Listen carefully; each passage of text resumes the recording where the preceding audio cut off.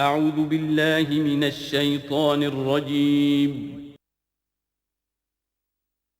بسم اللہ الرحمن الرحیم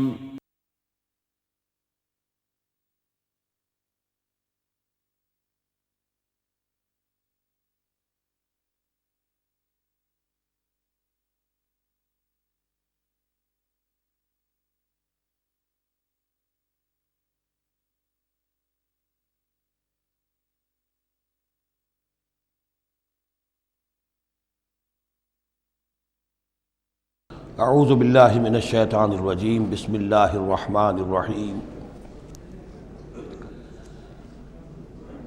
وَيُعَلِّمُهُ الْكِتَابَ وَالْحِكْمَةَ وَالتَّوْرَاةَ وَالْإِنْجِيلَ وَرَسُولًا إِلَى بَنِي إِسْرَائِيلَ صدق اللہ العظیم۔ اس آیہ مبارکہ کے بارے میں ایک نقطہ تو میں بیان کر چکا ہوں کہ تقابل جو ہے ذہن میں رکھنا چاہیے کہ حضرت یحییٰ علیہ السلام کے بارے میں ان کے لیے جو بھی توصیفی کلمات اللہ تعالیٰ نے ارشاد فرمائے ان میں آخری ہے نبیم من الصالحین، اور حضرت عیسیٰ علیہ السلام کے لیے یہاں پر جو الفاظ آئے ہیں وَرَسُولًا إِلَىٰ بَنِي اسرائیل، اس کو نوٹ کر لیجئے، پھر آئندہ چل کر اس کے اور بھی حوالے آئیں گے۔ دوسری بات جو نوٹ کرنے کی ہے وہ یہ کہ کتاب اور حکمت اور تورات اور انجیل، ان چار چیزوں کے مابین جو تین واو آئے ہیں ان میں سے دو واو عطف ہیں، ایک واو تفسیر ہے۔ اللہ ان کو سکھائے گا کتاب اور حکمت، یعنی تورات اور انجیل۔ یہ درمیانی واو جو ہے یہ یعنی کے معنی میں ہے، اس لیے کہ جیسا کہ میں کئی مرتبہ پہلے بتا چکا ہوں، تورات میں صرف احکام تھے، حکمت نہیں تھی۔ انجیل میں صرف حکمت ہے، احکام نہیں ہے، اور اسی نقطے کو سمجھ لینے سے ساری گتھی حل ہوتی ہے، اور اگر اسی کو نہیں سمجھا ہے لوگوں نے تو پھر بہت ان کے ذہنوں میں پریشانیاں رہتی ہیں۔ تو اس مقام کو نوٹ کیجئے، وَيُعَلِّمُهُ الْكِتَابَ وَالْحِكْمَةَ، اللہ اسے سکھائے گا کتاب بھی اور حکمت بھی، وَالتَّوْرَاةَ وَالْإِنْجِيلَ، یعنی تورات بھی اور انجیل بھی، وَرَسُولًا إِلَىٰ بَنِي إِسْرَائِيلَ انی قد جئتکم بآیۃ من ربکم۔ ابھی تک گفتگو ہو رہی تھی کہ حضرت مریم سلام علیہا کو یہ ساری خوشخبریاں اللہ تعالیٰ کی طرف سے دی گئیں۔ اب یوں سمجھیے، to cut a long story short, درمیان کا وقفہ، ان کی ولادت ہوئی، وہ پلے بڑھے، وہ ساری تاریخ بیچ میں سے حذف کر کے نقشہ کھینچا جا رہا ہے اب کہ حضرت مسیح علیہ السلام نے اب اپنی دعوت کا آغاز کر دیا ہے۔ انی قد جئتکم بآیۃ من ربکم، میں تمہارے پاس آیا ہوں تمہارے رب کی طرف سے نشانی لے کر۔ انی اخلق لکم من الطین کہیئۃ الطیر، کہ میں تمہارے سامنے یا تمہارے لیے بناتا ہوں گارے سے ایک پرندے کی شکل، فانفخ فیہ، پھر میں اس میں پھونک مارتا ہوں، فیکون طیرا باذن اللہ، تو وہ بن جاتا ہے اڑتا ہوا پرندہ اللہ کے حکم سے۔ یہاں آپ نوٹ کرتے جائیے گا، ہر معجزے کے بعد باذن اللہ باذن اللہ باذن اللہ، یعنی یہ میرا کوئی دعویٰ نہیں ہے، میرا کوئی کمال نہیں ہے، یہ جو کچھ ہے وہ اللہ کے حکم سے ہے۔ وَأُبْرِئُ الْأَكْمَحَ وَالْأَبْرَصَ وَأُحْيِي الْمَوْتَىٰ بِإِذْنِ اللَّهِ، اور میں شفا دے دیتا ہوں مادرزاد اندھے کو بھی اور کوڑھی کو بھی، اور میں مردہ کو زندہ کر دیتا ہوں بِإِذْنِ اللَّهِ، اللہ کے حکم سے۔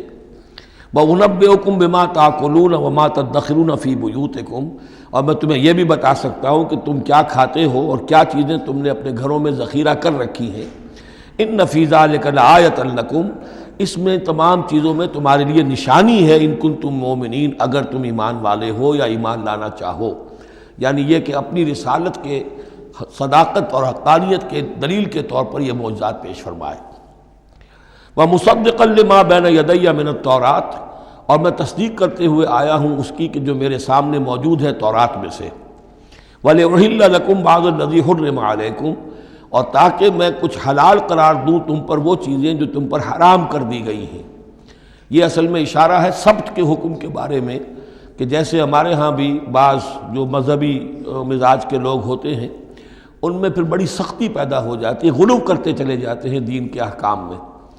تو سبت کے حکم میں یہودیوں نے اس حد تک غلو کر لیا تھا کہ کسی مریض کو دعا کرنا اس کے لیے کہ اللہ اس کو شفا دے دے، یہ بھی نہیں کرنا، کچھ نہیں کرنا، کوئی کام، گویا کہ یہ بھی دنیا کا کام ہے۔ لہذا اس کی ایک انتہا تک وہ پہنچ گئے تھے جن کو آ کے حضرت مسیح علیہ السلام نے پھر اس کی وضاحت کی کہ یہ چیز کے اس کی تقاضوں میں شامل نہیں ہے۔ وَجِئْتُكُمْ بِآیَةٍ مِّن رَبِّكُمْ، اور میں تمہارے پاس لے کر آیا ہوں نشانی تمہارے رب کی طرف سے، فَاتَّقُوا اللَّهَ وَأَطِیعُونِ، پس اللہ کا تقوی اختیار کرو اور میری اطاعت کرو۔ ان اللہ ربی و ربکم فاعبدوہ، یقیناً اللہ ہی میرا بھی رب ہے اور تمہارا بھی رب ہے، پس اسی کی بندگی کرو۔ ھذا صراط مستقیم، یہی سیدھا راستہ ہے۔ آپ کو یہی الفاظ ملیں گے سورہ مریم میں انشاءاللہ۔ فلما احس عیسیٰ منہم الکفر، اب پھر دیکھیے وہی درمیانی وقفوں کو چھوڑتے ہوئے یہ دعوت میں کتنا عرصہ لگا، کئی سال کے بعد اب مخالفت ہوئی، اور مخالفت ہوئی ان کے علماء کی طرف سے۔ یہود کے جو علماء تھے شدید ترین مخالفت انہوں نے کی، ان کی مسندوں کو خطرہ ہو گیا، ان کی چودراہٹیں جو ہے وہ خطرے میں پڑ گئیں، تو انہوں نے مخالفت کی، اور اس وقت تک ظاہر بات ہے کہ یہودیوں پر ان کے علماء کا جو ہے اثر و رسوخ بہت زیادہ تھا۔ فلما احس عیسیٰ منہم الکفر، جب عیسیٰ نے محسوس کیا ان سے کفر کی شدت کہ اب یہ مخالفت پر تل گئے ہیں، قال من انصاری الی اللہ، تو انہوں نے ایک پکار لگائی، ایک ندا دی، ایک دعوت عام دی، کون ہے جو میرے مددگار ہے اللہ کی راہ میں؟ یعنی اب جو کشاکش ہونے والی ہے، جو تصادم ہونے والا ہے، اس میں ایک حزب اللہ بنے گی اور ایک حزب الشیطان ہوگا۔ کون ہے جو میرا مددگار ہو الی اللہ، اللہ کے کام میں؟ یہی اصل اساس ہے دین میں کام کرنے کے لیے کہ اسی بنیاد پر کوئی شخص اٹھے کہ میں دین کا یہ کام کرنا چاہتا ہوں، کون ہے جو میرا ساتھ دے؟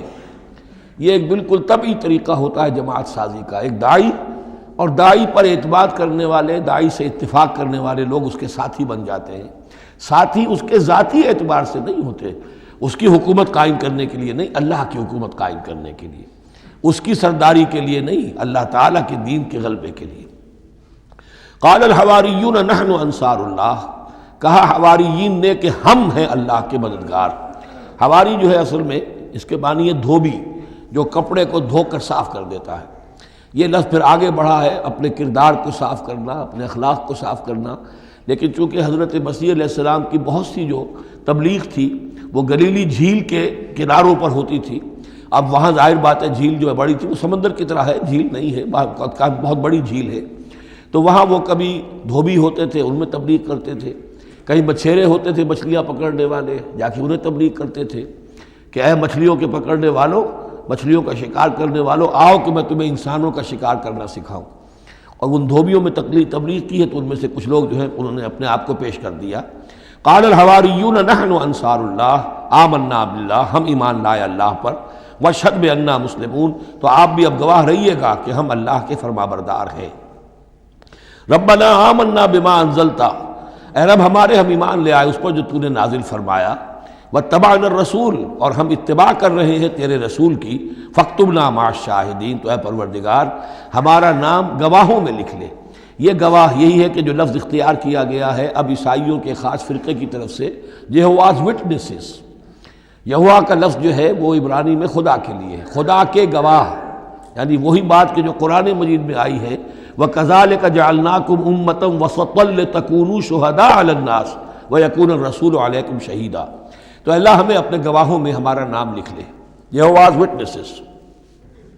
فَاكْتُبْنَا مَعَ الشَّاهِدِينَ، مراد یہ نہیں ہے کہ یہ یہواز وٹنسز وہ لوگ ہیں، میں نے صرف وہ لفظ کی مناسبت کہ انہوں نے یہ لفظ کیوں اختیار کیا ہے، تو یہ لفظ قدیم ہے، اسلامی حکمت اور اسلام کی مصطلحات جو ہیں ان میں اس کی ایک حیثیت ہے۔ وَمَكَرُوا وَمَكَرَ اللَّهُ، اب انہوں نے بھی چالیں چلی اور اللہ نے بھی چال چلی۔ وہ جو ان کے فریسی بیٹھے ہوئے تھے، علماء بیٹھے ہوئے تھے، وہ چالیں چل رہے تھے کسی طرح اس کو پکڑوائیں، کسی طرح، اس لیے کہ وہاں جو حکومت تھی وہ یہودیوں کی نہیں تھی۔ اگرچہ یہودی ایک بادشاہ تھا، پپٹ کنگ، جیسے کنگ فاروق ہوتے تھے مصر کے اندر، اصل حکومت انگریزوں کی تھی، لیکن کنگ فاروق بیٹھے ہوئے ہیں۔ اسی طرح کا وہ پپٹ کنگ تھا کہ جو یہودیوں میں سے تھا، اصل حکومت تھی رومیوں کی، اور رومی گورنر پائلیٹس پونٹس وہ وہاں پر موجود تھا، اور اس طرح کی کوئی کیپٹل پنشمنٹ جو ہے وہ یہودی خود نہیں دے سکتے تھے جب تک کہ وہ جو اصل گورنر ہے اس کی طرف سے اس کا حکم صادر نہ کیا جائے۔ لیکن ان کی مذہبی عدالتیں تھیں، اس میں بیٹھ کر یہ ان کے مفتی، ان کے فریسی، ان کے علماء بیٹھ کے فیصلے کرتے تھے، اور اگر وہ فیصلہ دے دیتے تھے تو ان فیصلوں کی ایگزیکیوشن جو ہے وہ پھر رومن گورنمنٹ کے تھرو، اور وہ ہوتی تھی اس کی جو تنفیذ جو ہے وہ پائلٹس پونٹس کے ذریعے سے، لہذا ان کے ہاتھ بندھے ہوئے تھے۔ اب کسی طریقے سے پھنسوائیں اس کو، سوال الٹے سیدھے کرنے، ایسے سوال کرنے کہ وہ جواب دیں تو اس میں بغاوت کی بو آ جائے، تو کہیں دیکھو یہ رومیو یہ تمہارا باغی ہے۔ اس طرح کی وہ چالیں چل رہے تھے۔ وَمَكَرُوا وَمَكَرَ اللَّهُ، اللہ کی اپنی چال تھی۔ اب اللہ کی چال کیا تھی؟ اب اس کی تفصیل قرآن میں نہیں ہے، یعنی یہ کہ ان کے حواریین میں سے ہی ایک نے دھوکہ دیا اور حضرت مسیح علیہ السلام کو گرفتار کروایا۔ اب اس کے بعد اللہ تعالیٰ نے جو کچھ انجیل برنباس میں ہے، قرآن میں نہیں ہے، حدیث میں نہیں ہے، ہمارے اولین جو مفسرین ہیں ان کے ہاں بھی نہیں ہے، لیکن یہ انجیل برنباس، ایونجیلیم برنابے، جو پوپ کی لائبریری سے برآمد ہوئی ہے، اس کے اندر یہ تفصیل ہے کہ جس حواری نے آپ کو غداری کر کے پکڑوایا تھا، گرفتار کروایا تھا، اس کی شکل حضرت مسیح کی بدل دی اللہ نے، اور وہ پکڑا گیا، سولی وہ چڑھا ہے، اور حضرت مسیح پر وہ ہاتھ ڈال ہی نہیں سکے، بلکہ جس باغ میں آپ روپوش تھے، جیسے ایک کوٹھڑی سی بنی ہوئی تھی جس میں کوئی آلات وغیرہ رکھ دیتے ہیں، اس باغ میں وہ روپوش تھے اور اس کوٹھڑی میں عبادت کر رہے تھے۔ باقی جو ان کے حواری ہیں 12 وہ باہر تھے۔ اس وقت وہ سٹک گیا، ایک شخص وہاں سے چپکے سے گیا کہ اب میں پکڑواؤں گا، اور جا کر جو ہے وہ سپاہیوں کو لے آیا، رات کے وقت قندیلیں لے کر آئے۔ اس نے کہا میں اندر جاؤں گا، جسے میں کہوں اے ہمارے استاد بس پکڑ لینا وہی مسیح ہے، اس لیے کہ رومیوں کو کیا پتہ تھا وہ مسیح کون ہے، وہ تو یہودی ہے، لہذا جیسے ہمارے ہاں پولیس والوں کو کیا پتہ ہے وہ آئے ہیں، آئیڈینٹیفائی کون کرے گا۔ تو اس نے کہا کہ میں کہوں گا اے میرے آقا میرے استاد بس پکڑ لینا۔ اب یہ جب اندر داخل ہوا تو جیسے ہی کمرے میں داخل ہوا، اس کوٹھڑی میں اس کی چھت پھٹی، 4 فرشتے نازل ہوئے، حضرت مسیح کو لے کر وہ چلے گئے، اور اس شخص کی شکل جو ہے وہ بدل دی گئی حضرت مسیح والی۔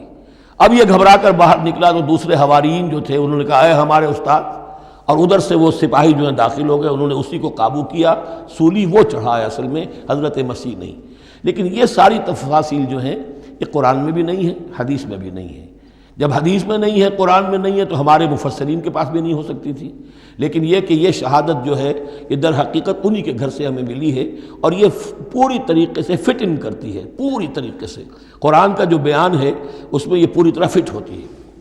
وَمَكَرُوا وَمَكَرَ اللَّهُ، انہوں نے اپنی سی چالیں چلی، اللہ نے اپنی چال چلی، وَاللَّهُ خَيْرُ الْمَاكِرِينَ، اور اللہ تعالیٰ جو ہے وہ بہترین چال چلنے والا ہے۔ اِذْ قَالَ اللَّهُ يَا عِيسَىٰ إِنِّي مُتَوَفِّيكَ وَرَافِعُكَ إِلَيَّ، یاد کرو جب کہ اللہ نے عیسیٰ سے کہا عیسیٰ میں تمہیں اب لے جانے والا ہوں۔ یہ لفظ ہے کہ جس کو قادیانیوں نے اصل میں بہت بڑی بنیاد بنایا ہے اپنے غلط عقیدے کی، کہ وفات مسیح ہو چکی ہے۔ اس لفظ کو اچھی طرح سمجھ لیجئے، وفا، وفا کے معنی ہے پورا کرنا، وعدہ وفا کرو، وفا۔ اب اس سے جب کہا جائے کسی کو پورا دینا تو باب تفعیل میں آئے گا وفا یوفی توفیتاً، وہ ہم پڑھ چکے ہیں، ووفیت کل نفس فکیف اذا جاء، جب وہ دن آئے گا ووفیت کل نفس ما عملت، جو کچھ انہوں نے کیا ہوگا پورا پورا ان کو دے دیا جائے گا۔ یہ دیکھ لیجئے آیت نمبر 25، فکیف اذا جمعناہم لیوم لا ریب فیہ ووفیت کل نفس ما کسبت وہم لا یظلمون، ہر ایک کو بھرپور پورا پورا بدلہ اس کے اعمال کا دے دیا جائے گا۔ یہ ہے کسی کو پورا پورا دینا، کسی سے پورا پورا لے لینا، یہ باب تفاعل ہوگا، توفا یتوفا، کسی کو پورا لے لینا، تو پورا لے لیتا ہے اللہ تعالیٰ نے۔ یہ لفظ جو ہے پورا بتمام و کمال، یہ گویا کہ منطبق ہوتا ہے حضرت مسیح پر، کہ حضرت مسیح کو ان کے جسم اور جان سمیت اللہ لے گیا۔ ہم جب کہتے ہیں وفات پا گیا تو یہ ہے استعارتاً، جسم یہی رہ گیا صرف جان گئی ہے، اور یہی لفظ قرآن میں آتا ہے نیند کے لیے بھی، اللہ یتوفی الانفس حین موتہا، اس لیے کہ نیند میں بھی یہ ہوتا ہے کہ خود شعوری نکل جاتی ہے انسان میں سے، اگرچہ زندہ ہے، اب اس کو اگر کوئی چیونٹی کاٹ رہی ہے تو جاگ جائے گا، لیکن ویسے اس کی خود شعوری ختم ہو چکی ہے، اور روح کا تعلق ہے خود شعوری کے ساتھ، تو نیند میں بھی اللہ تعالیٰ روح کو قبض کر لیتا ہے، اس کے لیے بھی توفی کا لفظ ہے۔ پھر جب انسان مرتا ہے تو روح اور جان دونوں چلی گئیں اور صرف جسم رہ گیا، یہ بھی توفی ہے۔ اور سب سے زیادہ مکمل توفی کیا ہے کہ اللہ تعالیٰ حضرت مسیح کو ان کے جسم، جان اور روح تینوں سمیت سموچے حضرت مسیح کو زندہ جو کا توں لے گیا، یہ ہے عقیدہ جو مسلمانوں کا ہے، اور جہاں تک لفظ کا تعلق ہے اس میں قطعاً کوئی بات جو ہے اس میں ایسی نہیں ہے کہ جس سے کوئی شخص دلیل پکڑ سکے، سوائے اس کے کہ ان لوگوں کو بہکانا آسان ہے جنہیں عربی زبان کی گرامر سے واقفیت نہیں، وہ ایک ہی وفات جانتے ہیں۔ وفات 3 ہو گئی ہیں ازلو قرآن جو میں نے آپ کو سمجھائی ہیں۔ اس قال اللہ یا عیسیٰ انی متوفیک، میں تمہیں لے جاؤں گا، ورافعک الی، اور تمہیں اپنی طرف اٹھا لوں گا، ومطہرک من الذین کفروا، اور تمہیں پاک کر دوں گا ان لوگوں سے جنہوں نے تمہارے ساتھ کفر کیا ہے، وجاعل الذین اتبعوک فوق الذین کفروا الی یوم القیامہ، اور جو لوگ بھی تیری پیروی کریں گے انہیں اب ہمیشہ ہمیش کے لیے قیامت تک ان کے اوپر رکھوں گا کہ جنہوں نے کفر کیا ہے تیرے ساتھ، جو تیرا انکار کر رہے ہیں یہودی، اس کے بعد سے جو پسے ہیں آج تک پس رہے ہیں۔ حضرت مسیح سن 30 میں اٹھا لیے گئے یا 33 میں، اور اس کے بعد سے آپ کو معلوم ہے کہ مسلسل سن 70 عیسوی میں ہیکل سلیمانی ختم ہوا، 1,20,000 یا 1,33,000 یہودی ایک دن میں ٹائٹس نے قتل کیے یروشلم میں حضرت مسیح کے رفع سماوی کے 40 برس بعد۔ ان کا ہیکل سلیمانی بھی وہ جو ہے وہ ختم کر دیا گیا، اب اس کی ایک دیوار ہے، میں بتا چکا ہوں 1927-28 برس ہو گئے ہیں کہ ان کا کعبہ گرا پڑا ہے۔ 1917 سے پہلے تک، بلکہ یوں سمجھیے پہلے 500 برس تک تو ان کا داخلہ بھی ممنوع تھا۔ یہ تو حضرت عمر کے ہاتھوں جب فتح ہوا ہے، یہ ڈائسپورا کا ان کا پیریڈ کہلاتا ہے، ایک پیریڈ ان کا کیپٹیوٹی کا تھا، جبکہ وہ نیبوکڈنیزر لے گیا تھا انہیں اور بیبیلونیا میں قید میں رکھا ہے، وہ ہے ان کا پیریڈ آف کیپٹیوٹی۔ اس کے بعد واپس آئے حضرت عزیر کے زمانے میں، دوبارہ دوسرا ٹیمپل بنایا، اس کے بعد یہ ٹیمپل سن 70 عیسوی میں ختم ہوا، اور ڈائسپورا کہلاتا ہے کہ منتشر ہو جانا، انہیں وہاں سے نکال دیا گیا تھا کہ تم دفع ہو جاؤ یہاں سے، فلسطین میں تم نہیں رہ سکتے۔ کوئی روس چلا گیا، کوئی ہندوستان چلا گیا، کوئی مصر چلا گیا، کوئی اور یورپ چلا گیا، پوری دنیا میں پھیل گئے۔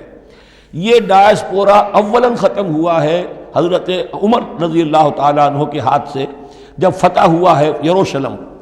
اس وقت حضرت عمر نے اس کو یروشلم کو اوپن سٹی قرار دیا کہ یہاں عیسائی بھی آ سکتے ہیں، مسلمان بھی آ سکتے ہیں، یہودی بھی آ سکتے ہیں، یہ سب کا مشترک شہر ہے۔ لیکن جو عیسائی تھے یروشلم کے، انہوں نے جب ہینڈ اوور کیا تھا، فتح نہیں کیا تھا مسلمانوں نے یروشلم، ایک ٹریٹی کے تحت، ایک معاہدے کے تحت ہینڈ اوور کیا تھا۔ اس معاہدے میں یہ شرط انہوں نے لکھوائی تھی کہ یہودیوں کو یہاں آباد ہونے کی اجازت نہیں دیں گے۔ چنانچہ یہ اجازت تو ہو گئی حضرت عمر کے زمانے سے کہ آ سکتے ہیں، زیارت کر سکتے ہیں، لیکن یہاں رہ نہیں سکتے، پراپرٹی پرچیز نہیں کر سکتے، کوئی مکان نہیں بنا سکتے، سیٹل نہیں ہو سکتے۔ یہ رہا ہے جب تک کہ موجود رہی ہے اسلامی خلافت۔ ترکوں نے بھی اجازت نہیں دی، بڑی سے بڑی رشوتیں یہودیوں نے دینی چاہیے انہیں، اور در حقیقت خلافت کا خاتمہ جو کروایا یہودیوں نے وہ اس لیے کہ انہیں یہ نظر آتا تھا کہ اس خلافت کے ہوتے ہوئے ہمارے لیے ممکن نہیں رہے گا کہ ہم کسی طرح بھی فلسطین میں دوبارہ آباد ہو سکیں۔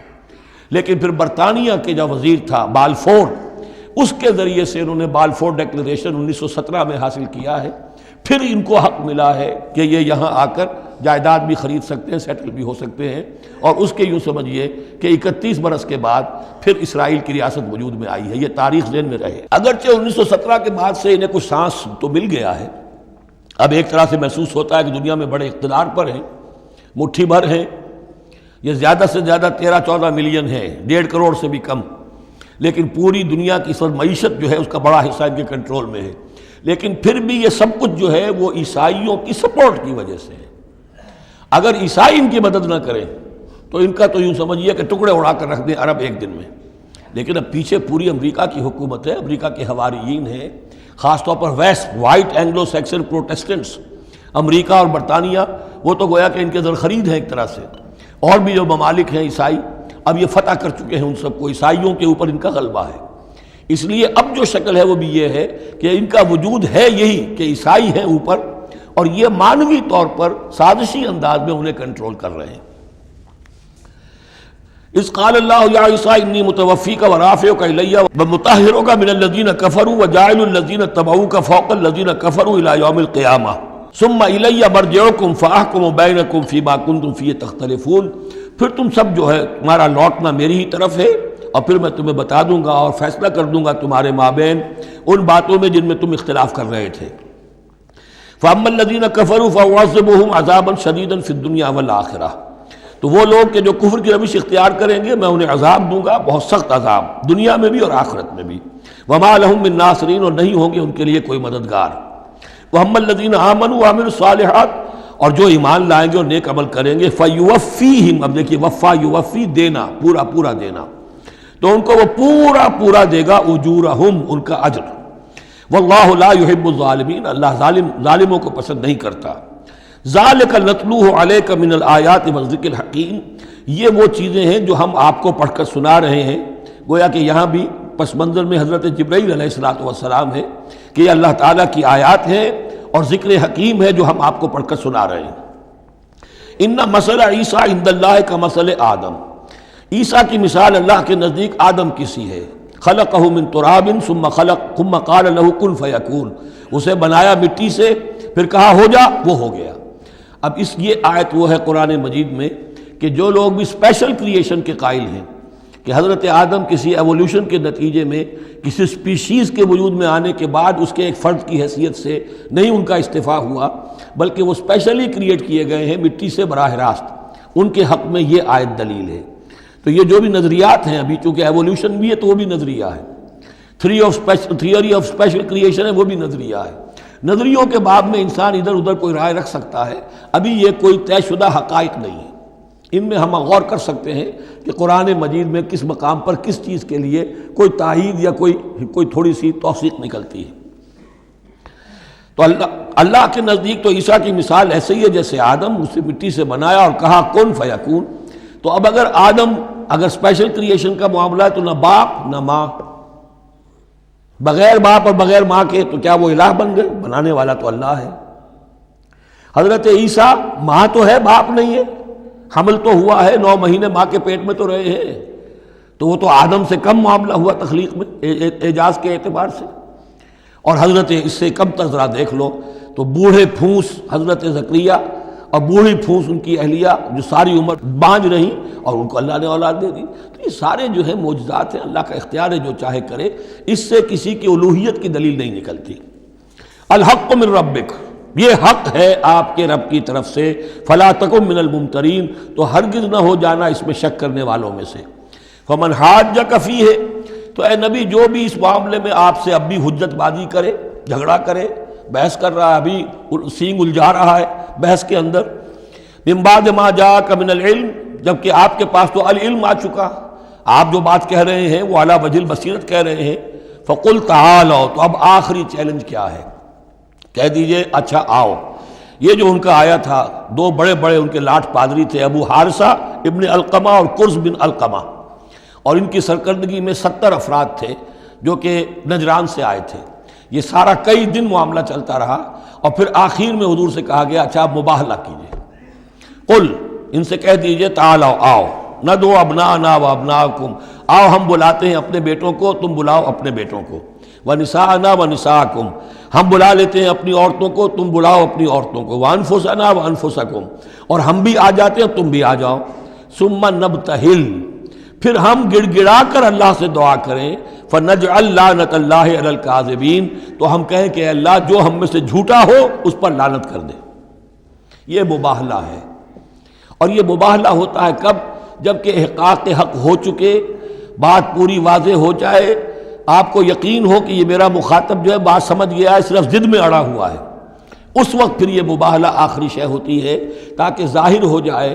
اگر تو واقعتاً اسے یقین ہے تو وہ مباہلہ کی چیلنج قبول کر لے گا، اور اگر دل میں چور ہے، وہ جانتا ہے کہ حق بات تو اسی کی ہے، اور لہذا پھر وہ مباہلہ نہیں کرے گا۔ چنانچہ یہی ہوا، انہوں نے مباہلے سے انکار کیا، فرار کی راہ اختیار کی، اور ایسے ہی چلے گئے۔ فمن حاجک فیہ من بعد ما جاءک من العلم فقل تعالوا ندعو ابناءنا وابناءکم ونساءنا ونساءکم وانفسنا وانفسکم ثم نبتہل فنجعل لعنت اللہ علی الکاذبین ان ھذا لہو القصص الحق، یہ ہے صاف صاف جو بھی سرگزشت ہے صحیح اور حق، وہ یہ ہے، وما من الہ الا اللہ، اور نہیں ہے کوئی معبود اللہ کے سوا، وَإِنَّ اللَّهَ لَهُوَ الْعَزِيزُ الْحَكِيمُ، اور یقیناً اللہ تعالیٰ ہی ہے زبردست اور کمال حکمت والا۔ یہاں اب دوسرا حصہ ختم ہو گیا، یہ 31 آیات ہیں، 32 اور 31 مل کر یہ 63 آیت پر۔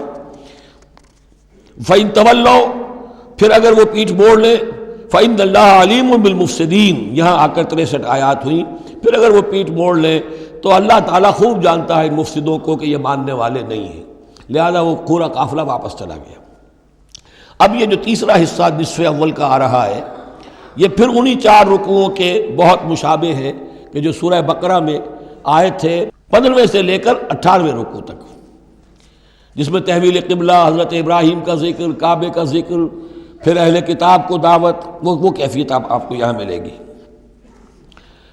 قل یا اہل الکتاب تعالوا الی کلمۃ سواء بیننا وبینکم، اے نبی کہیے اے اہل کتاب، اب یہاں جمع کر لیا گیا یہود اور نصارہ دونوں کو۔ وہاں گفتگو زیادہ تر یا بنی اسرائیل تھی، ابھی تک حضرت عیسیٰ کا معاملہ تھا، وہ گویا کہ نصرانیوں سے بات تھی، اب ہے اہل کتاب، دونوں کے دونوں۔ قل یا اہل الکتاب تعالوا الی کلمۃ سواء بیننا وبینکم، کہیے کہ اے کتاب والو آؤ ایک ایسی بات کی طرف جو ہمارے اور تمہارے مابین بالکل برابر ہے، متفق علیہ ہے۔ وہ کیا ہے؟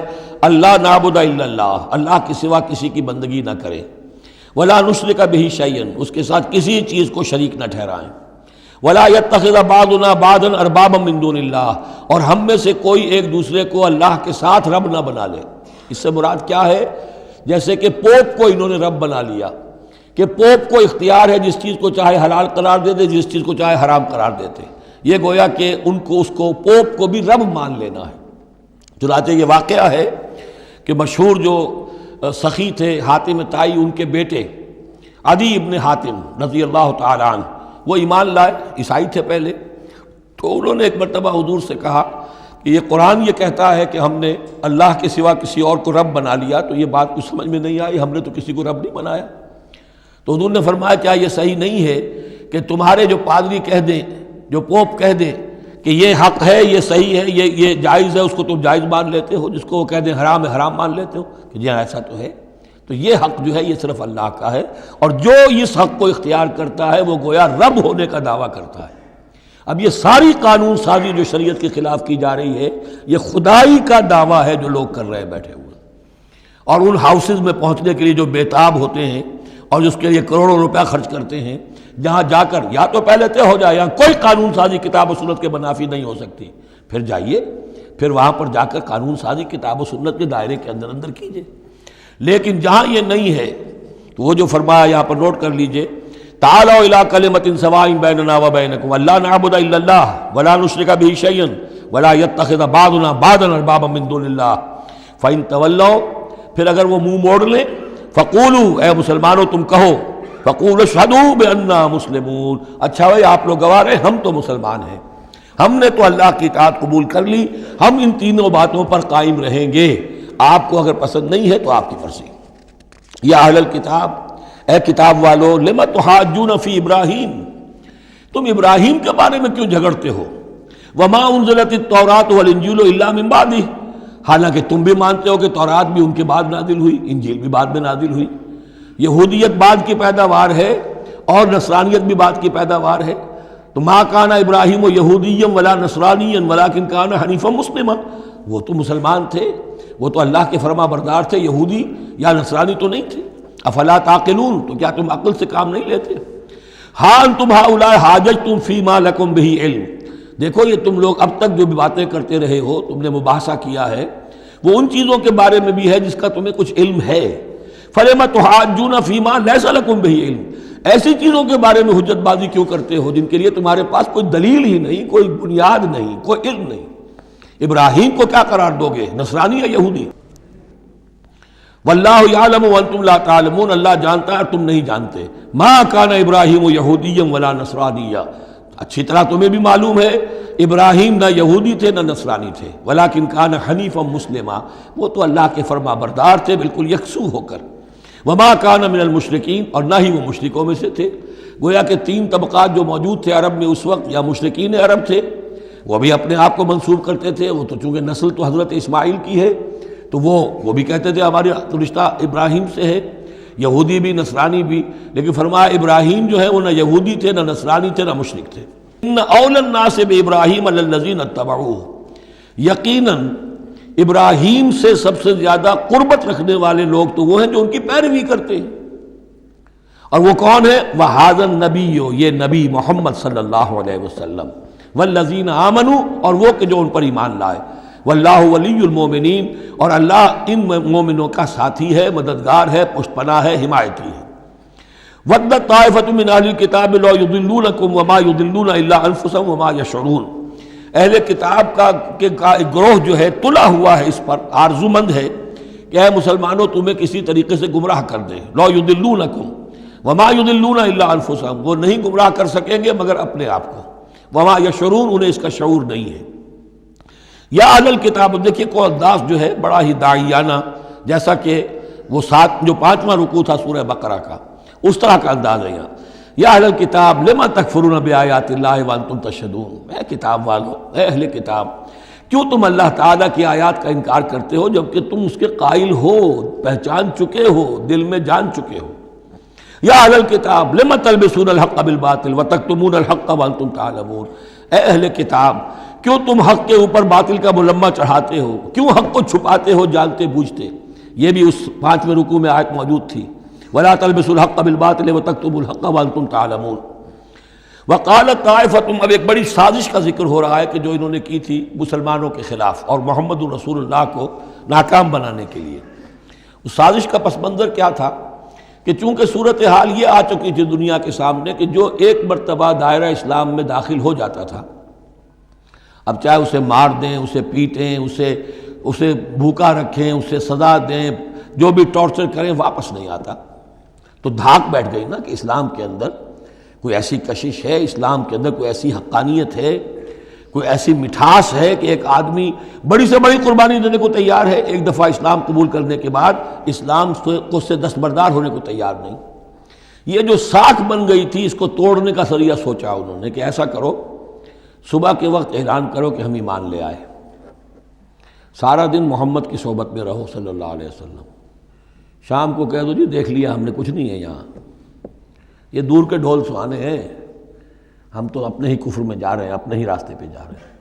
اب اس سے یقیناً کچھ لوگ سمجھیں گے کہ انہوں نے سازش کی ہوگی، کچھ لوگ سمجھیں گے کہ بھائی بڑے متقی لوگ تھے، بڑے خشوع و خضوع کے ساتھ آئے تھے، بڑے اعلان کے ساتھ، شان کے ساتھ انہوں نے کلمہ کہا تھا اور ایمان قبول کیا تھا، پھر دیکھو سارے دن حضور کی محفل میں بیٹھے رہے ہیں، کچھ نہ کچھ تو دیکھا ہی ہوگا نا آخر، ایسے کیسے یہ لوگ چلے گئے۔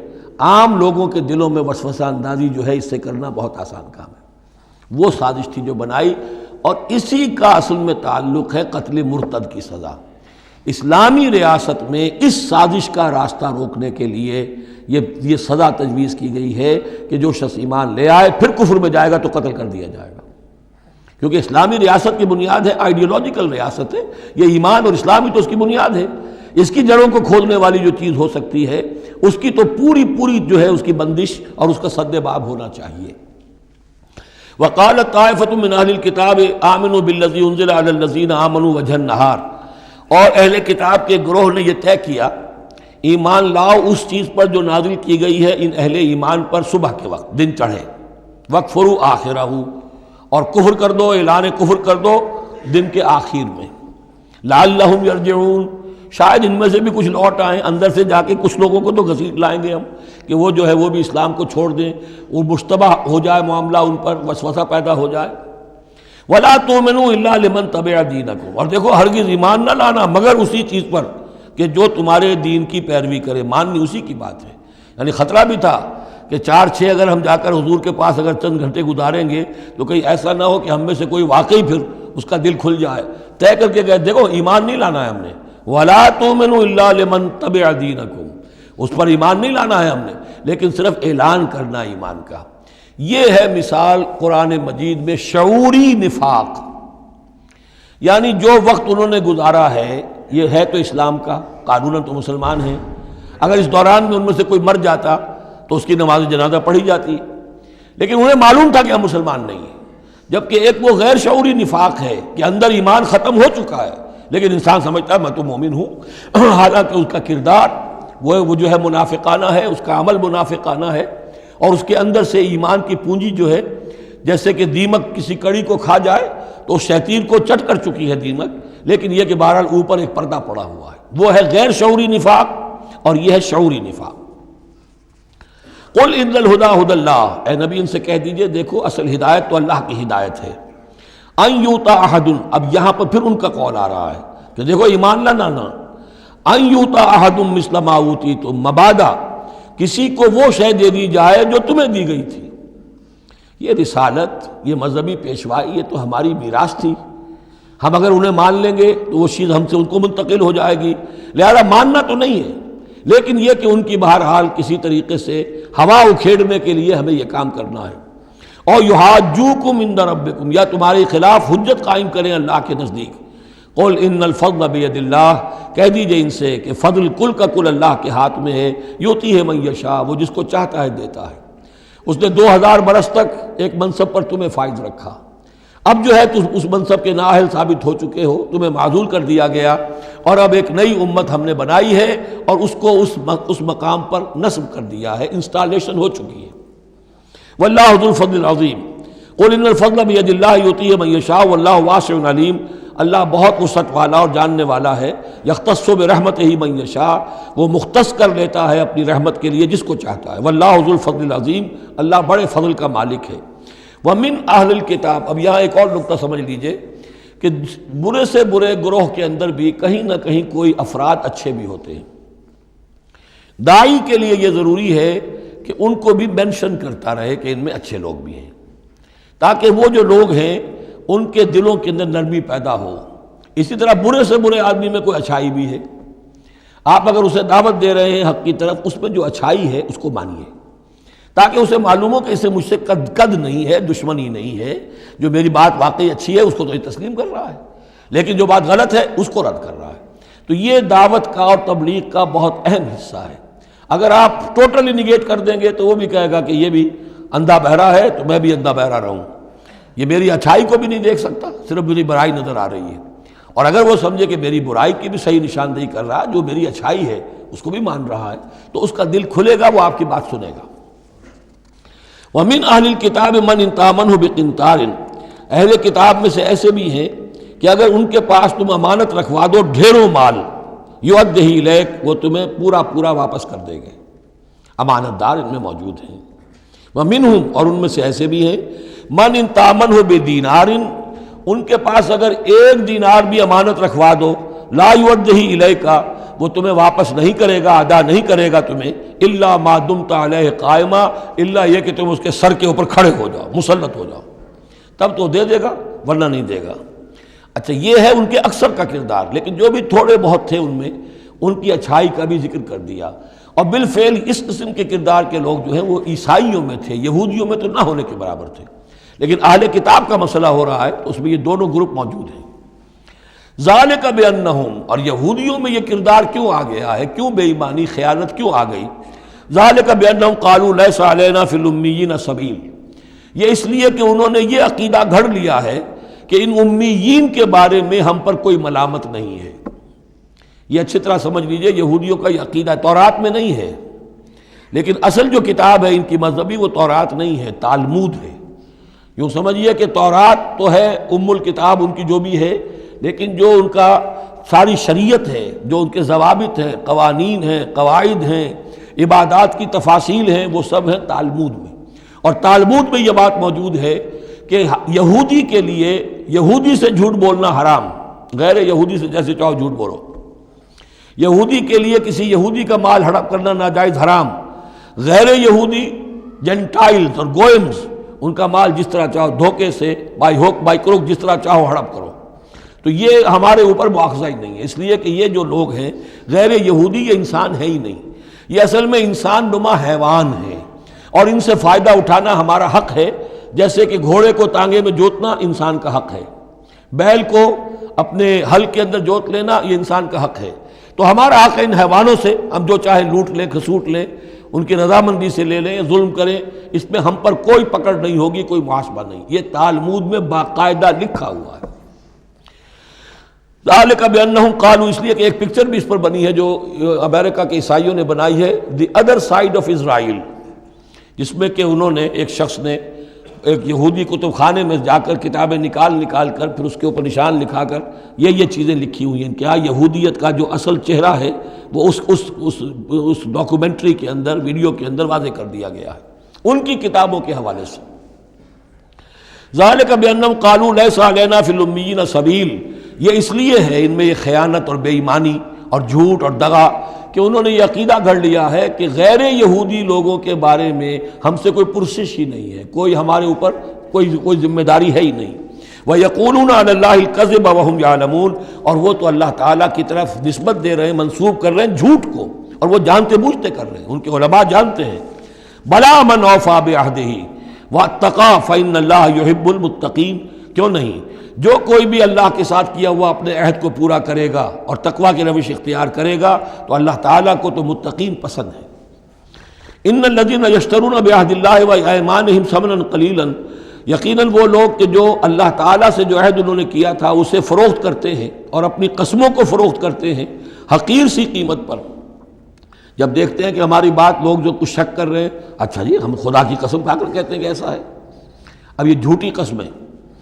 ثمنا قلیلا اولئک لا خلاق لهم فی الآخرہ، یہ وہ لوگ ہیں کہ جن کے لیے کوئی حصہ نہیں ہے آخرت میں. ولا یکلمہم اللہ، نہ اللہ ان سے کلام کرے گا. ولا ینظر الیہم یوم القیامہ، اور نہ ان کی طرف نگاہ کرے گا قیامت کے دن. ولا یزکیہم، نہ ان کو پاک کرے گا. یہ بھی سورہ بقرہ میں تقریباً پورا مضمون آ چکا ہے. ولہم عذاب علیم، ان کے لیے دردناک عذاب ہے. وان منہم لفریقا یلوون السنتہم بالکتاب، اور ان میں سے ایک گروہ ایسا بھی ہے جو اپنی زبان کو توڑتا مروڑتا ہے کتاب کو پڑھتے ہوئے. وہ الفاظ کو ذرا سا ادھر ادھر سے مروڑ کر معنی اور پیدا کر لیتے تھے. ان سے کہا گیا حتہ کہو تو ہنتا بنا دیا، بجائے اس کے کہ اللہ ہماری گناہ جھاڑ دے، ہمیں گیہوں دے. انہوں نے کہا کہنا ہے تم نے سمعنا واطعنا، سمعنا وعصینا، تو وہ اسی طریقے کا معاملہ وہ کرتے تھے. جب تورات کو پڑھتے ہوئے بھی جب دیکھا کہ جو سائل آیا ہے وہ فتویٰ مانگ رہا ہے، اس کی پسند کچھ اور ہے، تو الفاظ کو توڑ مروڑ کر پڑھ کر کہہ دیا کہ دیکھو یہ کتاب کے اندر موجود ہے. وَإِنَّ مِنْهُمْ لَفَرِيقًا يَلْوُونَ أَلْسِنَتَهُمْ بِالْكِتَابِ لِتَحْسَبُوهُ مِنَ الْكِتَابِ، تاکہ تم سمجھو کہ وہ کتاب میں سے ہے. وَمَا هُوَ مِنَ الْكِتَابِ، وہ کتاب میں سے نہیں ہوتا. وَيَقُولُونَ هُوَ مِنْ عِنْدِ اللَّهِ، اور وہ کہتے ہیں یہ اللہ کی طرف سے ہے. وَمَا هُوَ مِنْ عِنْدِ اللَّهِ، جبکہ وہ اللہ کی طرف سے نہیں ہوتا. فَوَيْلٌ لِّلَّذِينَ يَكْتُبُونَ بِأَيْدِيهِمْ، یہ پڑھ چکے ہیں سورہ بقرہ کے اندر بھی کہ وہ لوگ کہ جو اپنے ہاتھوں سے لکھتے ہیں کہتے ہیں کہ اللہ کی طرف سے ہے. وَيَقُولُونَ عَلَى اللَّهِ الْكَذِبَ وَهُمْ يَعْلَمُونَ، وہ اللہ پر جھوٹ تہمت باندھتے ہیں جانتے بوجھتے.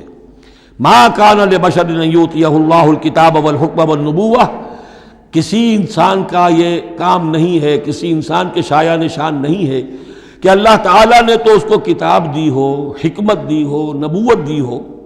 ثم یقول للناس کونوا عبادا لی من دون اللہ، پھر وہ لوگوں سے کہنے لگے کہ میرے بندے بن جاؤ اللہ کو چھوڑ کر.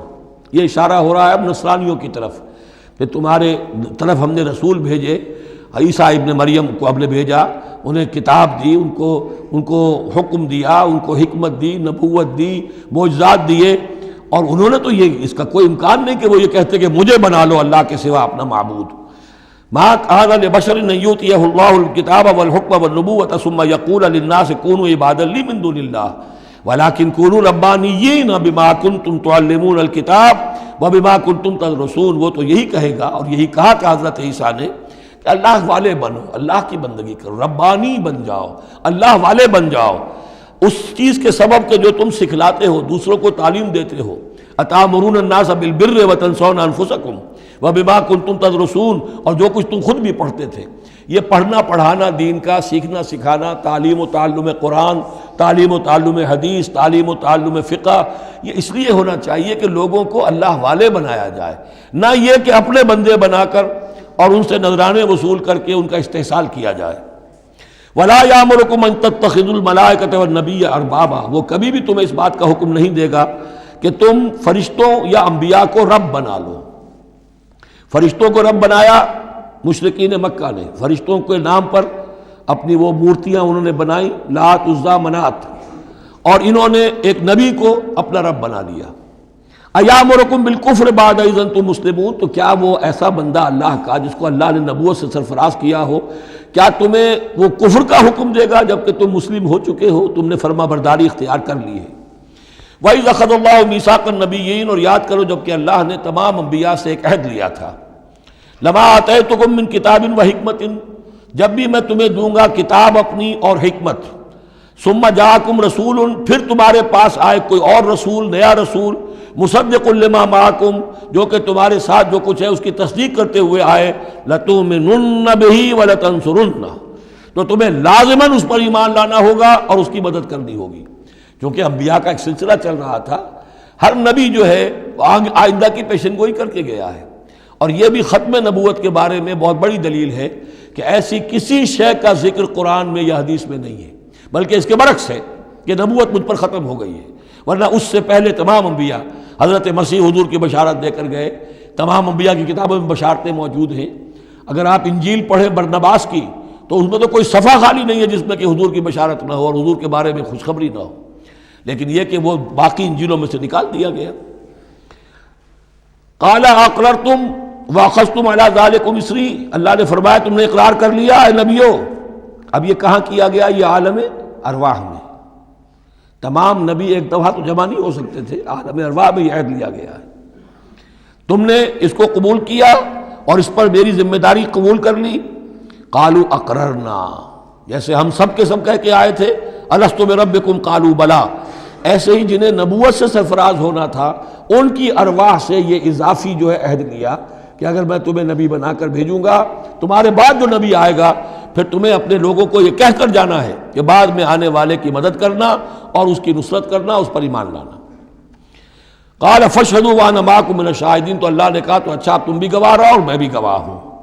فمن تولى بعد ذلك، تو جس نے بھی منہ موڑ لیا اس کے بعد، فاولئک هم الفاسقون، تو یقیناً وہی ہے سرکش ناہنجار۔ افغیر دین اللہ یبغون، تو کیا یہ اللہ کے دین کے سوا کوئی اور دین چاہتے ہیں؟ وَلَهُ أَسْلَمَ مَنْ فِي السَّمَاوَاتِ وَالْأَرْضِ طَوْعًا وَكَرْهًا وَإِلَيْهِ يُرْجَعُونَ، جبکہ آسمانوں اور زمین میں جو کچھ ہے اللہ کے سامنے سر تسلیم خم کیے ہوئے ہے، چاہے خوشی سے اور چاہے مجبوراً، اور اسی کی طرف ان سب کو لوٹا دیا جائے گا۔ قُلْ آمَنَّا بِاللَّهِ، یہ دیکھیے 16ویں رکوع کی سورہ بقرہ کی آیات جو ہیں تقریباً تھوڑے سے لفظی فرق کے ساتھ، کہیے آمنا باللہ، ہم ایمان لائے اللہ پر، وما انزل علینا، جو نازل کیا گیا ہم پر، وما انزل علی ابراہیم و اسماعیل و اسحاق و یعقوب والاسباط، اور جو کچھ نازل کیا گیا ابراہیم پر، اسماعیل پر، اسحاق پر اور یعقوب پر اور ان کی اولاد پر، وما اوتی موسیٰ و عیسیٰ والنبیون من ربہم، جو بھی موسیٰ کو دیا گیا، عیسیٰ کو دیا گیا، تمام انبیاء کو دیا گیا ان کے رب کی طرف سے، لا نفرق بین احد منہم ونحن لہ مسلمون، ہم ان میں سے کسی ایک کے مابین بھی کوئی تفریق نہیں کرتے اور ہم تو اللہ کے فرما بردار ہیں۔ وَمَن يَبْتَغِ غَيْرَ الْإِسْلَامِ دِينًا فَلَن يُقْبَلَ مِنْهُ، جو کوئی اس اسلام کے سوا کوئی دین اختیار کرے گا اللہ اسے اس کی جانب سے قبول نہیں کرے گا۔ وَهُوَ فِي الْآخِرَةِ مِنَ الْخَاسِرِينَ، اور آخرت میں وہ پھر خسارے پانے والوں میں سے ہو کر رہے گا۔ كَيْفَ يَهْدِي اللَّهُ قَوْمًا كَفَرُوا بَعْدَ إِيمَانِهِمْ، کیسے ہدایت دے گا اللہ ان لوگوں کو جو ایمان کے بعد کافر ہو گئے۔ اس کا کیا مطلب ہے؟ یعنی ان کے دل ایمان لے آئے تھے، مان لیا تھا، حقیقت منکشف ہو گئی تھی، جیسے سورۃ النمل میں ہم پڑھیں گے وَجَحَدُوا بِهَا وَاسْتَيْقَنَتْهَا أَنفُسُهُمْ ظُلْمًا وَعُلُوًّا، انہوں نے انکار تو کیا لیکن ان کی جی نے، دل نے ان کے یقین کر لیا تھا کہ بات صحیح ہے۔ دل اقراری ہے، زبان انکاری ہے۔ زبان انکاری کیوں ہے؟ ظلمًا وعلوا، حق تلفی کرنے کے لیے اور اپنی سربلندی کے لیے، اپنی چودراہٹ کے لیے، بغیم بینہم، ورنہ دل ان کے ایمان لا چکے تھے۔ تو کیف یہدی اللہ قوما کفروا بعد ایمانہم، کہ جب حق منکشف ہو گیا، دل نے گواہی دے دی کہ حق ہے، پھر بھی کفر کیا۔ وَشَهِدُوا أَنَّ الرَّسُولَ حَقٌّ، اور انہوں نے گواہی دی کہ رسول حق ہے، آپس میں باتیں کرتے تھے۔ چنانچہ روایت میں آتا ہے کہ جو علقمہ کے دو بیٹے جو ہیں ابو حارثہ اور کرز، جب یہ چلے تھے یمن سے نجران سے تو کہیں ٹھوکر لگی کرز کے گھوڑے کو، تو اس نے کہا تعیس العمد، ہلاک ہو جائے وہ دور والا، یعنی جس کی طرف ہم جا رہے ہیں، محمد کی طرف صلی اللہ علیہ وسلم۔ اس پر بڑے بھائی نے کہا، ابو حارثہ نے، تعیست امک، تیری ماں ہلاک ہو جائے۔ اس نے کہا کیوں؟ میں نے تو محمد کو کہا تھا جو کچھ کہا تھا، تمہیں کیوں اس طرح برا لگا؟ انہوں نے کہا تمہیں معلوم نہیں ہے وہ وہی نبی ہیں، ہم پوری طرح جان چکے ہیں وہ وہی نبی ہیں، ان کی شان میں گستاخی نہیں کریں گے، پکڑے جائیں گے ہم، وہ نبی ہیں اور وہی ہیں جن کے ہم منتظر تھے۔ انہوں نے کہا پھر مانتے کیوں نہیں؟ تم جانتے ہو ان بادشاہوں نے ہمیں بڑا مقام دیا ہوا ہے، رومن امپائر کے تحت تھے یہ لوگ، اور مصر کی حکومت کے، اور انہوں نے ہمیں مقام دے رکھا ہے، ہمیں دولت دی ہے، ہمیں مال دیا ہے، ہمیں حیثیت دی ہے، مراتب دیے ہیں، اگر ہم نے محمد کو مان لیا تو سب چھن جائیں گے۔ یہ باقاعدہ روایت میں موجود ہے۔ ابھی آتے ہوئے تو جاتے ہوئے کیا حال ہوگا آپ اس کا اندازہ کیجئے، جبکہ مباہلے سے فرار کر کے گئے ہیں۔ وَشَهِدُوا أَنَّ الرَّسُولَ حَقٌّ، وہ گواہی دے چکے ہیں کہ رسول حق پر ہیں اور حق ہیں۔ وَجَاءَهُمُ الْبَيِّنَاتُ، اور ان کے پاس کھلی کھلی نشانیاں آ چکی ہیں۔ وَاللَّهُ لَا يَهْدِي الْقَوْمَ الظَّالِمِينَ، اللہ ایسے ظالموں کو ہدایت نہیں دیتا۔ أُولَٰئِكَ جَزَاؤُهُمْ أَنَّ عَلَيْهِمْ لَعْنَةَ اللَّهِ وَالْمَلَائِكَةِ وَالنَّاسِ أَجْمَعِينَ، یہ تو وہی لوگ ہیں کہ جن کا بدلہ یہ ہے کہ ان پر اللہ کی بھی لعنت ہے، فرشتوں کی بھی اور تمام انسانوں کی بھی۔ یہ الفاظ بھی سورہ بقرہ میں آ چکے ہیں۔ خالدین فیہا، وہ اسی لعنت میں رہیں گے۔ لا یخفف عنہم العذاب، ان کے عذاب میں کوئی تخفیف نہیں کی جائے گی۔ ولا ہم ینظرون، نہ انہیں کوئی مہلت ملے گی۔ الا الذین تابوا من بعد ذلک، ہاں ابھی دروازہ کھلا ہے توبہ کا، سوائے ان کے کہ جو اس کے بعد توبہ کر لیں، واصلحوا، اور اصلاح کر لیں اپنی یا نیک عمل کریں۔ فإن اللہ غفور الرحیم، تو ابھی توبہ کا دروازہ بند نہیں ہے، یقیناً اللہ غفور الرحیم ہے۔ ان الذین کفروا بعد ایمانہم ثم ازدادوا کفرا لن تقبل توبتہم، جو لوگ جنہوں نے کفر کیا اپنے ایمان کے بعد، حق کو پہچان لینے کے بعد، چاہے زبان سے مانا ہو یا نہ مانا ہو، پھر اگر وہ کفر کرتے ہیں یا ماننے کے بعد زبان سے مرتد ہو جاتے ہیں، ثم ازدادوا کفرا، پھر وہ اپنے کفر میں بڑھتے چلے گئے، لن تقبل توبتہم، ان کی توبہ کبھی قبول نہیں ہوگی۔ واولئک هم الضالون، اور وہ تو یقیناً گمراہوں میں سے ہیں۔ ان الذین کفروا وماتوا وهم کفار، یقیناً وہ لوگ کہ جنہوں نے کفر کیا اور فوت ہو گئے، مر گئے اسی حال میں کہ وہ کافر تھے، فلن يقبل من احدهم ملء الارض ذهبا ولو افتدى به، تو ان میں سے کسی ایک سے زمین کی مقدار کے مطابق سونا بھی فدیے میں قبول نہیں کیا جائے گا اگر وہ پیش کر سکے۔ اب ظاہر بات ہے یہ محال ہے، ناممکن ہے، لیکن یہ کہ بات سمجھانے کے لیے کہ وہاں پر کوئی فدیہ نہیں ہے، زمین کے حجم کے برابر بھی سونا دے کر اور کوئی چھٹنا چاہے گا تو نہیں چھوٹے گا۔ یہ وہی بات ہے، واتقوا یوما لا تجزی نفس عن نفس شیئا ولا يقبل منها شفاعۃ ولا یؤخذ منها عدل، کوئی فدیہ نہیں لیا جائے گا، ولا هم ینصرون، نہ ان کی مدد ہوگی۔ اولئک لهم عذاب علیم، یہ وہ لوگ ہیں کہ جن کے لیے ہے دردناک عذاب، وما لهم من ناصرین، اور نہیں ہوں گے ان کے لیے مدد کرنے والے۔ لن تنالوا البر حتى تنفقوا مما تحبون وما تنفقوا من شيء فإن الله به علیم۔ اس آیت کا حوالہ میں دے چکا ہوں آیہ بر کے ضمن میں کہ یہ جو نیکی ہے، مظاہر نیکی میں سے، عملی نیکی میں سب سے بڑی، سب سے پہلی، سب سے مقدم انسانی ہمدردی، اور انسانی ہمدردی میں اپنا مال خرچ کر سکنا، اور مال بھی وہ کہ جو محبوب ہو، ردی ہو، دل سے اتر گیا ہو، بوسیدہ ہو گیا ہو، وہ کسی کو دے کر اور سمجھا جائے کہ حاتم طائی کی قبر پر لات مار دی میں نے، تو وہ حماقت ہے اپنی جگہ پر۔ لن تنالوا البر حتى تنفقوا مما تحبون، تم ہرگز نہیں پہنچ سکو گے نیکی کے مقام کو جب تک کہ خرچ نہ کرو اس میں سے جو تمہیں پسند ہے۔ وما تنفقوا من شيء فإن الله به علیم، اور جو کچھ بھی تم خرچ کرو گے اللہ کو اس کا علم ہے۔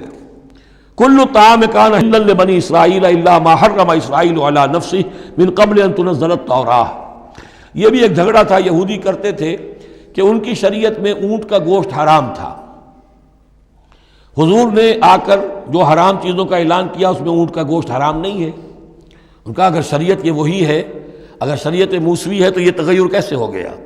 اس کی حقیقت بتائی ہے کہ تورات کے نزول سے قبل حضرت یعقوب علیہ السلام کو ذاتی جیسے بات ہوتی ہے کہ شاید ناپسند ہے، انہوں نے اونٹ کا گوشت اپنے اوپر حرام کر لیا تھا، جیسے حضور نے اپنی 2 ازواج مطہرات کی دلجوئی کے لیے بعض چیزیں جو حلال تھیں ان کی قسم کھا لی، یا ایھا النبی لما تحرم ما احل اللہ لک تبتغی مرضات ازواجک، یہ چیز ان کے ہاں روایت کے طور پر چلی آ رہی تھی، تو اللہ نے فرمایا لاؤ تورات اور دکھاؤ کہاں لکھا ہوا۔ تورات کے نزول سے پہلے یہ شکل حضرت یعقوب علیہ السلام کی تھی، اس کی تم پیروی کر رہے ہو۔ تو کھانے پینے کی وہ چیزیں جو اسلام نے حلال کی ہیں، کل طعام کان حلا لبنی اسرائیل، وہ بنی اسرائیل کے لیے بھی حلال تھی، الا ما حرم اسرائیل علی نفسہ، سوائے ان چیزوں کے کہ جنہیں حرام ٹھہرا لیا تھا اسرائیل، اسرائیل سے مراد حضرت یعقوب اللہ کے بندے عبداللہ، علی نفسہ ہی، اپنی جان پر، من قبل ان تنزل التوراۃ، اس سے پہلے کہ تورات نازل ہو۔ اس لیے کہ یہ تو 500 سال کا فصل ہے حضرت یعقوب میں اور نزول تورات میں۔ قل فاتوا بالتوراۃ فاتلوہا، اے نبی ان سے کہیے تم جو اعتراض ہم پر کر رہے ہو تو لاؤ تورات اور پڑھو اور دکھاؤ، ان کنتم صادقین، اگر تم سچے ہو۔ شریعت تورات کے اندر کہیں بھی اونٹ کے گوشت کی حرمت نہیں ہے۔ فمن افترى علی اللہ الکذب من بعد ذلک فاولئک هم الظالمون، اور جو لوگ اس کے بعد بھی اللہ کی طرف جھوٹ منسوب کرتے رہے تو یہ لوگ ظالم ہیں۔ اب ان سے کیا آدمی گفتگو کرے؟ قل صدق اللہ، کہہ دیجئے اللہ نے جو کچھ کہا صحیح فرمایا۔ فاتبعوا ملت ابراہیم حنیفا، بس پیروی کرو ملت ابراہیم کی جو یکسو تھے یا یکسو ہو کر، یہ حنیفہ کا لفظ دونوں طرف جا سکتا ہے، ابراہیم کی صفت یا حال حنیفہ، اور یہ اتباع کا حال بھی ہو سکتا ہے۔ فاتبعوا ملت ابراہیم حنیفا، یکسو ہو کر، بعد کی تمام تقسیمات سے بلندتر ہو کر جو ابراہیم کا طریقہ ہے اس کی پیروی کرو۔ وما کان من المشرکین، اور مشرکین میں سے نہیں تھے۔ ان اول بیت وضع للناس للذی بمکہ، یقیناً پہلا گھر جو لوگوں کے لیے بنایا گیا اللہ کی عبادت کے لیے وہ وہی ہے جو بکہ میں ہے۔ بکہ اور مکہ یہ دو در حقیقت ایک ہی لفظ کے لیے دو پروننسیشن سے۔ ان اول بیت وضع للناس للذی ببکہ مبارکا وہدی للعالمین، برکت والا ہے اور تمام جہان والوں کے لیے ہدایت کا ذریعہ ہے۔ فیہ آیات بینات المقام و ابراہیم، اس میں آیات بینات ہیں۔ ترتیب دیکھ لیجئے، وہاں کے 4 رکوع جو تھے ان میں پہلے اس کا ذکر ہوا تھا، پھر باقی ساری گفتگو تھی۔ یہاں ترتیب الٹ گئی ہے، ساری گفتگو کے بعد اب آخر میں یہ حصہ جو ہے تیسرا اس کا وہ ختم ہو رہا ہے، اس نصف اول کا، اور آخر میں تذکرہ حضرت ابراہیم کا ہے۔ مضامین وہی ہیں، ترتیب بدل گئی ہے۔ فی آیات بینات، اس میں تو بڑی روشن نشانیاں موجود ہیں۔ مقام ابراہیم، جیسے مقام ابراہیم، ومن دخلہ کان آمنا، اور جو بھی اس میں داخل ہو جاتا ہے امن میں آ جاتا ہے۔ بدترین پورے عرب کے اندر خوریزی ہوتی تھی، لیکن حرم میں اپنے باپ کے قاتل کو بھی اگر دیکھ لیتے تھے تو کچھ نہیں کہتے تھے۔ یہ ایسی روایت اس حرم کی رہی ہے اور آج تک ہے اللہ کے فضل و کرم سے، کہ وہاں پر امن ہی امن ہے، دار الامن۔ من دخلہ کان آمنا وَلِلَّهِ عَلَى النَّاسِ حِجُّ الْبَيْتِ مَنِ اسْتَطَاعَ إِلَيْهِ سَبِيلًا، اور للہ علی الناس، اب لام اور علی کو یہاں نوٹ کر لیجئے، اللہ کا حق ہے لوگوں پر کہ وہ حج کرے اس کے گھر کا، جو بھی استطاعت رکھتا ہو اس کے سفر کی۔ للہ علی الناس، اللہ کا حق ہے لوگوں پر، حج البیت، گھر حج کرنا بیت اللہ کا، من استطاع الیہ سبیلا، جو بھی استطاعت رکھتا ہو راستے کی، سفر کی۔ ومن کفرا، اب یہاں کفرا کے معنی کیا ہوں گے؟ جو استطاعت کے باوجود حج نہیں کرتا وہ گویا کہ کفر کرتا ہے۔ ومن کفر فإن اللہ غنی عن العالمین، تو وہ اللہ تو غنی ہے تمام جہانوں سے۔ قل یا اہل الکتاب لم تکفرون بآیات اللہ، اب آخری یہ آیات ہیں، بڑا ہی انداز جو ہے جھنجھوڑنے کا، اور جیسے کہ پیئرسنگ آئیز کے ساتھ دیکھ کر کسی سے بات کی جائے اور اس کے یعنی نگاہیں گاڑ کر اس پر۔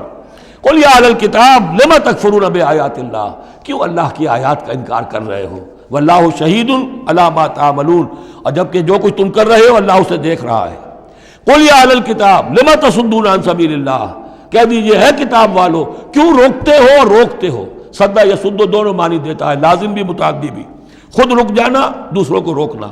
کیوں رکتے ہو اور روکتے ہو اللہ کے راستے سے؟ من آمنا، جو ایمان لے آتا ہے، تبغونہا عوجا، تم اس کے لیے ٹیڑھ تلاش کرتے ہو، سازشیں کرتے ہو کہ صبح کو ایمان لاؤ اور شام کو کافر ہو جاؤ، تاکہ یہ ایمان والے جو ہیں ان کے دل میں بھی وسوسے اور دغدغے پیدا ہو جائیں۔ من آمن تبغونہا عوجا، تم چاہتے ہو کہ وہ بھی کج راستہ اختیار کر لے، وانتم شہداء، اور تم خود جانتے ہو جو کچھ کر رہے ہو۔ وما اللہ بغافل عما تعملون، اور اللہ غافل نہیں اس سے جو تم کر رہے ہو۔ لیکن ان تمام سازشوں کے جواب میں اہل ایمان سے کہا گیا یا ایھا الذین آمنوا ان تطیعوا فریقا من الذین اوتوا الکتاب یردوکم بعد ایمانکم کافرین، اے وہ لوگوں جو ایمان لائے ہو، اگر ان اہل کتاب کے ان کسی گروہ کی تم پیروی کرو گے تو یہ تمہیں لازماً لوٹا کر لے جائیں گے تمہارے ایمان کے بعد، پھر تمہیں کفر کی حالت میں لے جائیں گے۔ وَكَيْفَ تَكْفُرُونَ، اور سوچو تو صحیح کیسے کفر کرو گے، کیسے اس راستے پر جاؤ گے۔ وَأَنْتُمْ تُتْلَىٰ عَلَيْكُمْ آیَاتُ اللَّهِ، جبکہ تم پر اللہ کی آیات پڑھ کر سنائی جا رہی ہیں۔ وَفِيكُمْ رَسُولُهُ، اور تمہارے اندر اس کا رسول موجود ہے بنفس نفیس۔ اس سے آپ اندازہ کیجئے کہ علماء یہود کا کتنا اثر تھا۔ اوس اور خزرج کے لوگ بڑے مرعوب تھے چونکہ یہ ان پڑھ لوگ تھے، کوئی کتاب نہیں، کوئی شریعت نہیں، کوئی قانون نہیں، یہ لوگ صاحب کتاب تھے، صاحب شریعت تھے، ان کے یہاں علماء تھے، تو مرعوب تھے۔